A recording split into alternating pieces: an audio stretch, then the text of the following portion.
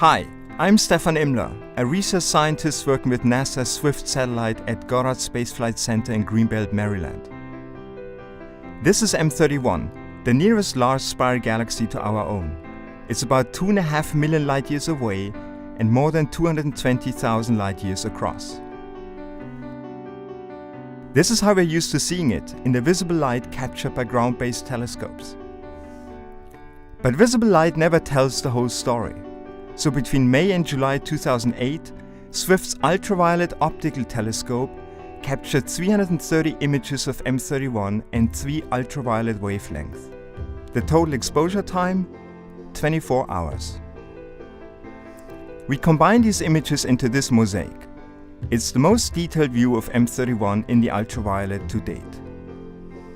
The first thing you notice is the striking difference between the galaxy's central bulge and its spiral arms. The bulge is smoother and redder because it's full of older and cooler stars. Very few new stars form here, because most of the materials needed to make them have been depleted. In contrast, M31's spiral arms sparkle with dense clusters of hot young blue stars. As in our own galaxy, the disk and spiral arms contain most of the gas and dust needed to produce new generations of stars. M31's clusters are especially plentiful in a giant ring around the galaxy.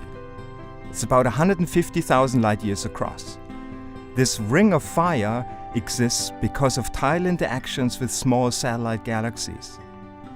Speaking of which, this is M32, one of many dwarf galaxies orbiting M31.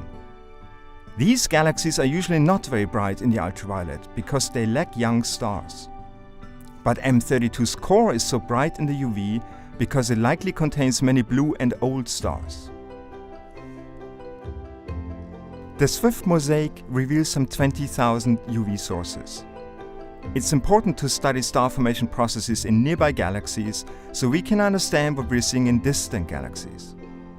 This rich portrait in 3 different ultraviolet wavelengths allows us to study how M31 stars live and die with much greater detail than previously possible.